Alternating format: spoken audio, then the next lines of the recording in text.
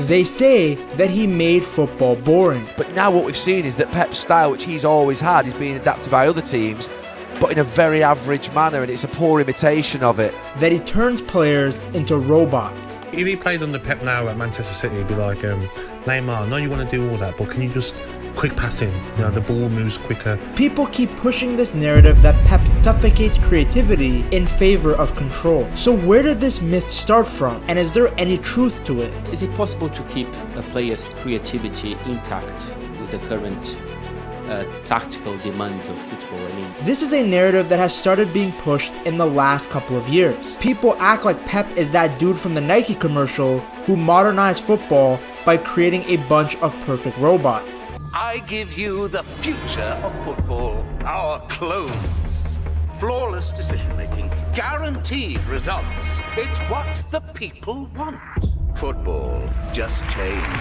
But this version of the story misses the truth. Because when you look closely, when you really study Pep's journey, you don't see a manager who limits players. You see one who elevates them. His Barcelona side from 2009 to 2012 is still seen by most people as the definition of peak football. There is a reason that managers and players alike were so inspired by that crop of players. Look at the way Slaw talks about those early Pep teams. His Barcelona team was, of course they were great players as well, but the way he let them play was, every time when it was Sunday evening you were hoping that Barcelona was on, that they had to play a home game so we could watch them again. In 2011, Pep's Barca had Sir Alex Ferguson shaking on the sidelines, dominating the best team that England had to offer under the bright lights of the Champions League. I watched Barcelona do it to Manchester United in the 2009 Rome final, and it was something very special. We watched Barcelona do it for 3 or 4 years after that. They passed through every team in their way, playing some of the most fluid football the world has ever seen. But somehow I'm meant to believe that Pep limits creativity. It's not a coincidence that the greatest player of all time had his greatest ever seasons under Pep. When Pep became the manager of Barcelona in 2008, Messi was already special. But Pep didn't want Messi to be great. He wanted him to become the best player the world had ever seen. And that's exactly what happened. He built a team around Messi with quick passing, constant movement, and high pressing. He moved Messi from a right winger to a false nine and gave him the freedom to go wherever he wanted on the pitch. Shocker, Pep gave a creative player the opportunity to be creative. Wow. And Messi responded by scoring more goals than anyone had ever seen. In Pep's first season, Messi scored 38 goals. By 2011-2012, he had scored 73 goals in one season. A number that still feels unreal. That same year, Messi scored 91 goals for club and country combined, the most ever in a calendar year. And during Pep's 4 years in charge, Messi won 4 Ballon d'Ors in a row, becoming the best player in the world again and again. But it wasn't just Messi who flourished under Pep. He also helped players like Pedro and Sergio Busquets become stars. Everyone loves to push this narrative that Pep is nothing without money, yet he transformed this skinny guy from a nobody to arguably the greatest holding midfielder of all time. Because remember, at that time nobody knew who Busquets was, yet Pep put him right in the heart of midfield, even pushing Yaya Toure to center back to fit him in. The result was incredible to say the least, because in front of him there was Xavi and Iniesta, who were already amazing midfielders but became even better under Pep. The three of them controlled the game like no one else, and teams couldn't even get a sniff of the ball. Yes, Pep has a system and structure that he wants the team to follow, but in the attacking third, he trusts the players to take over themselves. That's what made this Barcelona team so special. They were organized, but played with freedom. In just 4 seasons, Pep's Barca won 14 trophies and changed the way football was played. He didn't hold any player back, but rather helped them reach new heights. Heights that we may never see again. Then, he did the same thing at Bayern. He stepped into a dressing room filled with winners, as the team had just won the treble under Jupp Heynckes. They had world-class talent in every position, but Pep didn't just maintain their level, he took them even higher. Perfect example was Lewandowski. Now, he was a new addition, he wasn't there with the treble-winning team, but he was already established as one of the best number 9s out there. At first, Pep experimented with him, sometimes playing him out wide, sometimes deeper, but then he realized that he can get the best out of Leva if he plays him up front and has the the wingers create for him. So Pep had Koeman and Douglas Costa beat their defenders in 1v1 situations, then put the ball into the box for Lewandowski. The result was Leva transforming into the very best number 9 in the world. By Pep's second season, he was doing everything. One moment he was finding space and linking up with the midfield in the build-up. The next moment he was scoring 5 goals in 9 minutes. And it wasn't just Lewandowski who got better. Muller also had one of his most productive seasons under Pep, scoring 32 goals in the 2015-2016 season. Pep used him closer to goal and told him to keep making those sneaky runs into space. Muller's odd but very brilliant game became even sharper. Then you had Philipp Lahm, who went from being one of the best fullbacks in the world to one of the best midfielders. It was an experiment done by Pep as he felt that Lahm's composure and footballing intelligence were better utilized in the middle of the park. Then Robben and Ribéry still remained dangerous despite getting older. Robben actually had one of his best ever goal scoring seasons under Pep, getting 17 goals just in the Bundesliga. They weren't just old stars trying to hang on for their lives, they were still match winners. And then in defense, Jerome Boateng transformed into one of the best ball playing center backs in Europe. His passing range improved. He was way more confident on the ball. People will focus on the fact that Pep's Bayern didn't win the Champions League, but they were always within reach. They were always in the last 4. More importantly, nobody claimed back then that his players were lacking creativity and freedom. His Bayern side was different than his Barca team, but they were still very sharp. Pep didn't take away their talent, he gave them the tools to use it in new ways. Nobody lost their individual brilliance, and his teams still dominated.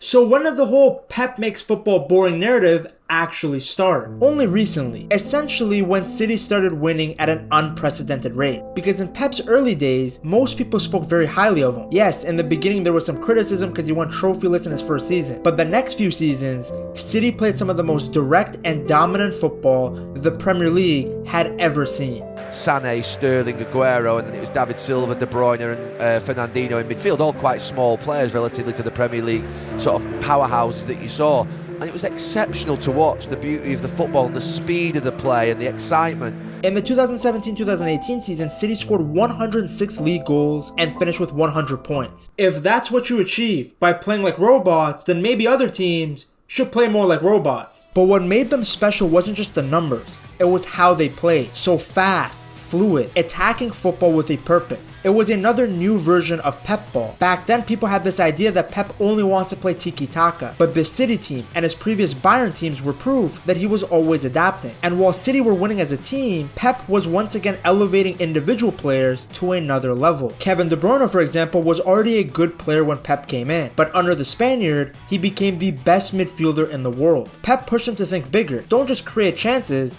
control the whole game, and De Bruyne delivered. In the 2019-2020 season, he tied the Premier League record with 20 assists. He started scoring more and even winning games almost on his own. The guy was named the Premier League Player of the Year twice, but apparently Pep holds back players' creativity. He made the guy unstoppable. Imagine seeing KDB carve out these wonderful passes, score long shots, and think that Pep takes away the freedom of his most creative players. Then there's Raheem Sterling. Before Pep, he was a fast and tricky winger who was inconsistent, especially in front of goal. While Pep focused on improving Sterling's movement and his finishing, and the results were immediate. He scored 23 goals in the 2018 season, 25 the next year, and 31 in 2020, his best ever. He even won the Football Writers Player of the Year award. Over time, Sterling scored more than 100 goals under Pep's guidance. There was even a period of time where Sterling's output was like Messi and Ronaldo's. Like, imagine telling someone in 2014 that the guy who runs like a T-Rex would transform into an output machine. He never replicated those numbers again after Pep, and he was nowhere near these numbers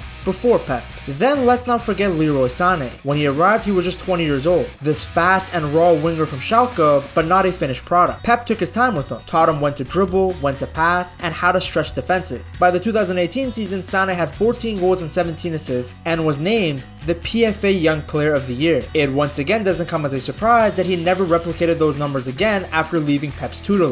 He never looked as good at Bayern, and now he's getting baklava in Turkey. The narrative that Pep ruins creativity began because of one man, Jack Grealish. It's funny because the way people talk about this guy at Aston Villa, you would think he was English Messi. People act like Pep took this unreal player and made him a shadow of himself, which couldn't be further from the truth. Pep turned Grealish into a player that can actually contribute to winning football. It's easy to look good and do whatever you want on a team that has no ambitions. Sorry Villa fans, but back then your team was just trying to avoid relegation. It's not like he was playing for Unai Emery's Villa. As a result, when teams played Villa, there was more space, less expectations, less pressure. When you join City, every game you are playing against a team parking the bus. Every game you are playing a team that is happy to walk away with a draw or just a 1-goal loss. That's gonna change the way you play. As I have shown you all video, if a player is good and creative, Pep doesn't do anything to him. He didn't tell Douglas Costa to stop taking on players 1v1. He didn't tell KDB to play more simple passes. Pep elevates world-class talents. Grealish just simply wasn't good enough to remain a maverick at a top club like City, so Pep changed his style. And what's funny is that the change actually worked to perfection. Grealish, being a winger that could keep the ball and make safe decisions, helped City win the treble in the 2023 season because it allowed them to have more control and possession, give up less counterattacks. As I stated earlier, Pep had turned Grealish into a winner. Sure, he could go to a smaller team like Everton, Wolves, or Manchester United and put up better stats, but he would be a big fish in a small pond. He wouldn't be a winner. Then on top of all this, I don't know how Grealish just gets away without any criticism. He didn't work as hard on improving after 2023. He didn't take care of his body. You got players like Foden and Haaland who got better and better. Don't they have the same manager as Grealish? For every one Jack Grealish, there's like 100 other players who got better under Pep at City. İlkay Gündoğan was Pep's first signing at City. Initially, he was this quiet technical midfielder, but under Pep, his role gradually expanded. He became more of a goal threat, ghosting into the box and scoring big game goals. By the 2021 season, he was City's top goal scorer in the league. In the 2023 FA Cup final, he scored both goals to win the match, leading the team like a true captain. It was because of Pep that Gündoğan evolved from a playmaker into a complete midfielder and leader, someone that could be trusted in high-stake moments. Then you have Haaland, who in his first season under Pep almost won a Ballon d'Or. He scored over 50 goals in all competitions, won the Golden Boot, won the Golden Shoe, and the combo of him and Kevin De Bruyne was a cheat code. Mahrez was brilliant at Leicester, but Pep taught him to pick his moments better. It was under Guardiola that he became more consistent, especially in big Champions League nights. He was still the same creative player that he was at Leicester, but now he was making better decisions. He was trusted for his ability to hold the width, beat defenders, and still fit into the structured rhythm of City's play. And it's not just attackers that Pep made better. He also did the same thing with defenders. When Pep first came to City, John Stones was a talented defender, but he made mistakes and wasn't always reliable. He was very good on the ball, but people often criticized him for being too risky at the back. But Pep didn't give up on him. Over time, Stones grew into a much smarter and more confident player under Pep's coaching. His biggest improvement came during the season City won the treble. That year, Pep did one of his bold experiments. He started using Stones in midfield. It worked perfectly. Stones helped control the game from the middle of the park and gave the team better balance. What once looked like a risky defender became one of City's most important and trusted players. Then you have Nathan Ake. When Ake arrived from Bournemouth, he was seen as just a rotation option. But under Pep, he became a reliable starter at left back and center back, a great 1v1 defender. He was one of Pep's most consistent performers in the 2022-2023 season. The reality is that this narrative is only being pushed